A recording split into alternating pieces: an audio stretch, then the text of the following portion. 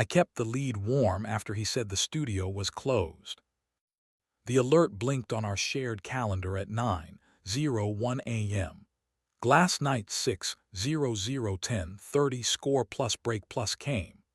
I stared at it long enough to hear the phantom tick of a cutter wheel and see a clean white line racing under my hand.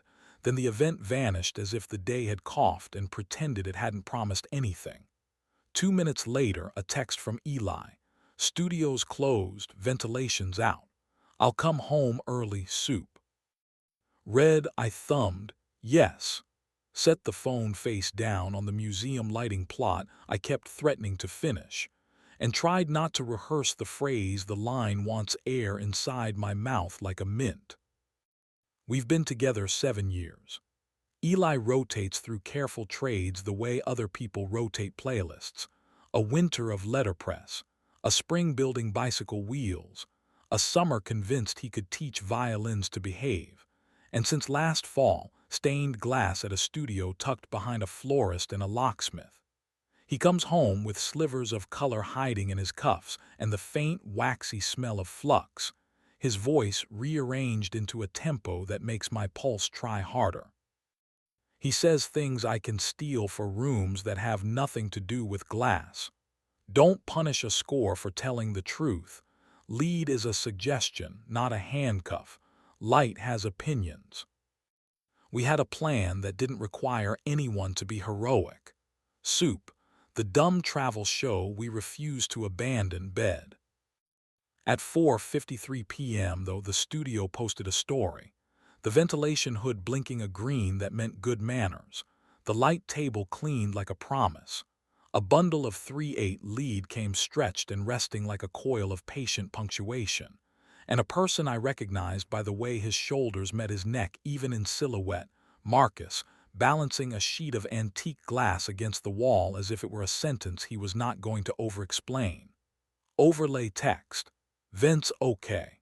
We're on. Bring patient hands.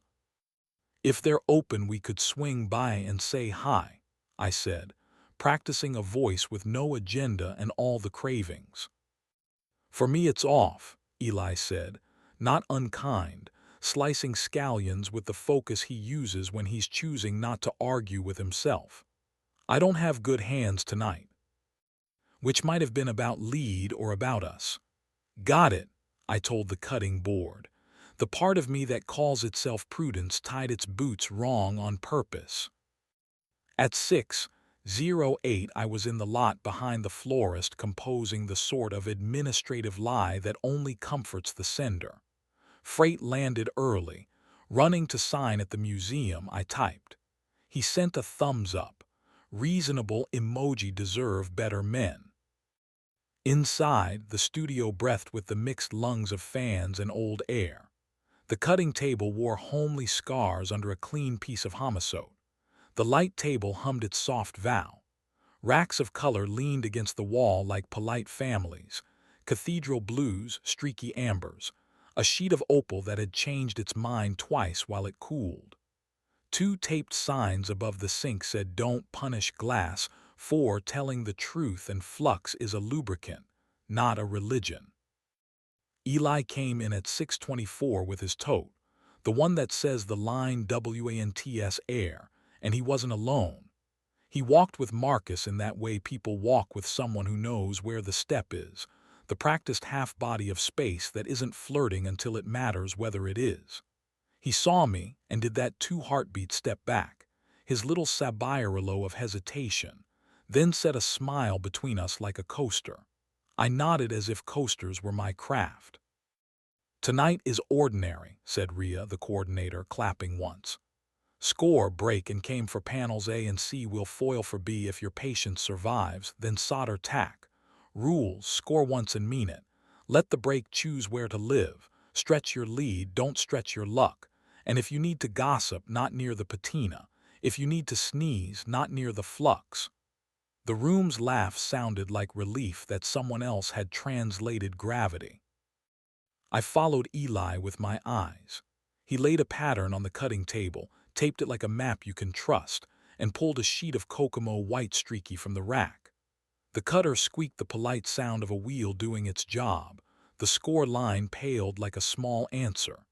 Eli slid running pliers over the line, tightened once, and the brake walked itself where it wanted to go.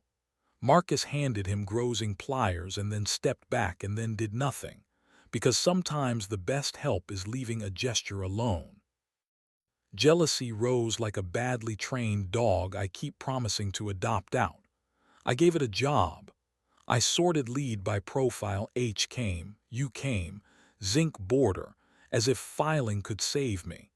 I taped down a pattern segment that had ideas about flight. I watched a teenager learn how not to announce her fear to a score. Stretch, Rhea called, and the two of us who pretend we like manual labor got out the lead vise. Marcus threaded a length of cane into the jaws, stepped back until there was faith between the vise and his shoulder, and pulled with his legs and his patience. The cane straightened and remembered its job.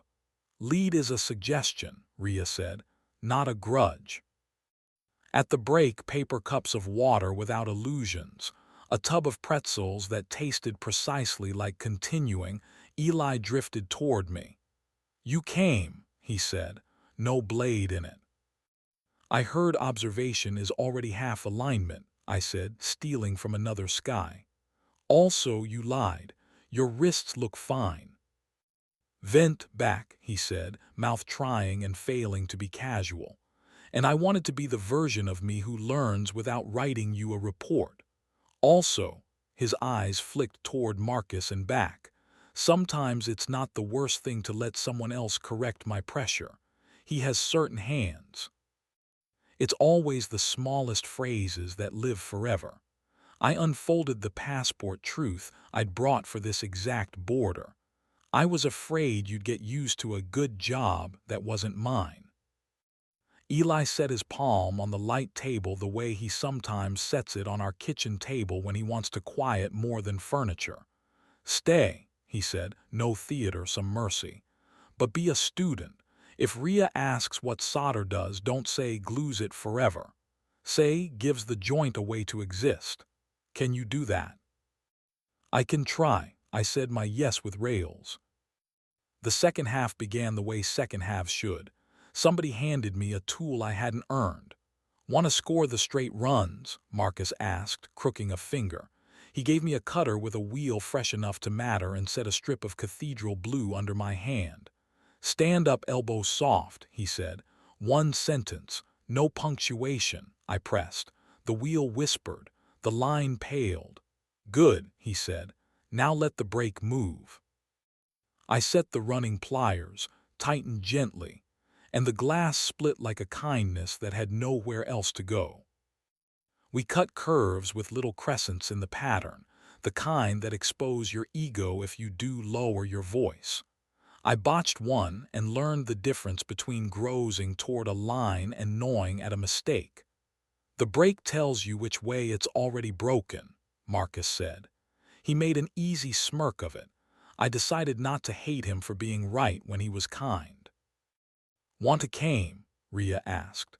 She laid H came on the pattern like a road that didn't mind being asked, set the first two glass pieces into the channels, and pinned them with horseshoe nails that had nothing to prove. Leave room for solder to be a person, she said. The lead made that brushed, dull sound it makes when your fingers have admitted they can't hurry. I pressed the heart of the cane with my thumb. It flattened a little. The line between the pieces breathed. Across the room, Eli let a kid cut a sloppy curve and learn about patience by inventing it. The kid learned anyway. It made me jealous and it made me stay. Quick exercise, Rhea called when two corners of panel A had decided not to be enemies. She uses the tone of someone who has taught toddlers and professionals and respects both. On painter's tape or your phone, write one sentence for tomorrow. Not about glass, about you. It has to describe you without nomming you. She doesn't collect them. We are adults. We get to keep our homework. Eli wrote in small, neat caps, "Don't tighten me so much. I open by myself." Marcus wrote, "I prepare the air." I wrote, "I am learning to make the path available without proving I know the way." A woman who had overfluxed everything scribbled, "I can't stop when the line is breathing." The teenager wrote, "I don't have 2 score louder to be heard." Rhea tapped each one like a small bell.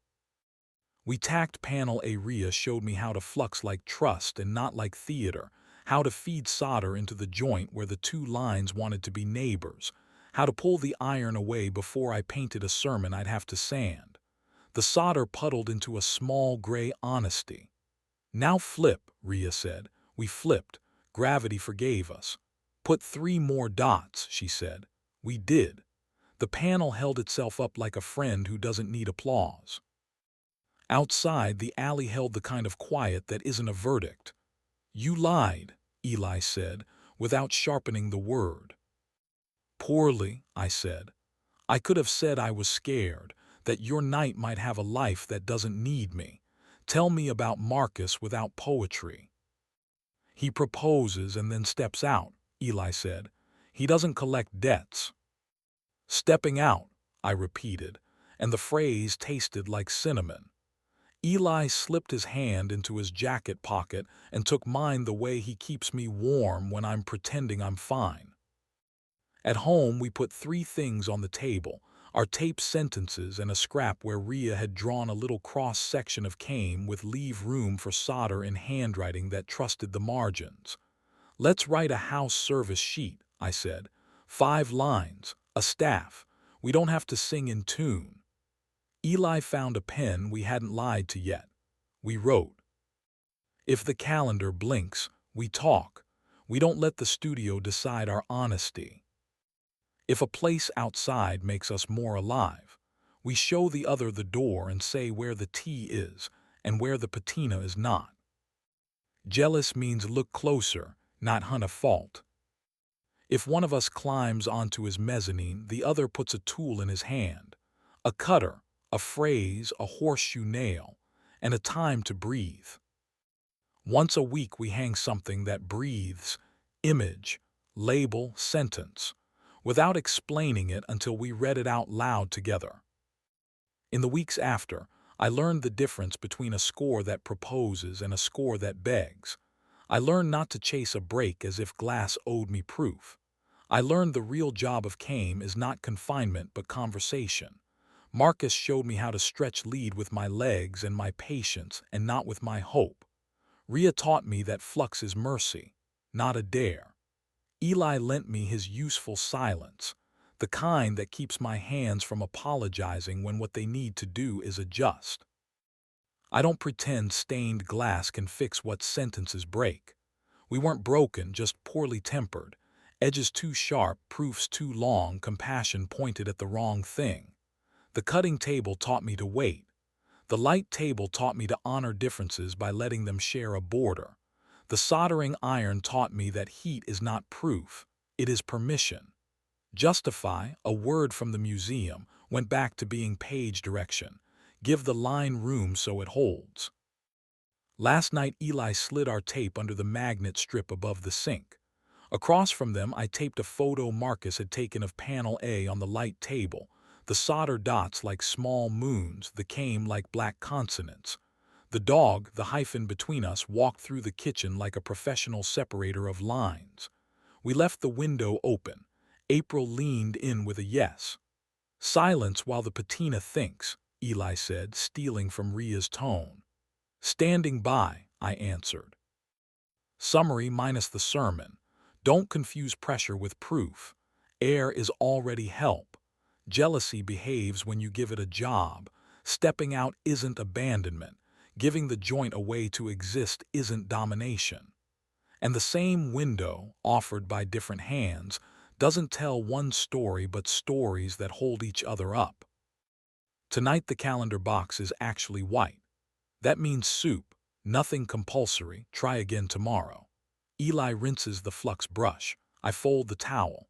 The dog checks the table legs like a repair person who knows when things are fine. Between the scrap and the photo I stick a small label. Here we make the path available without proving it. Eli adds another. Here we say thank you. The kitchen breathes like a small studio practicing being home. I don't seal the ending. I let it cool, then hold. That's enough.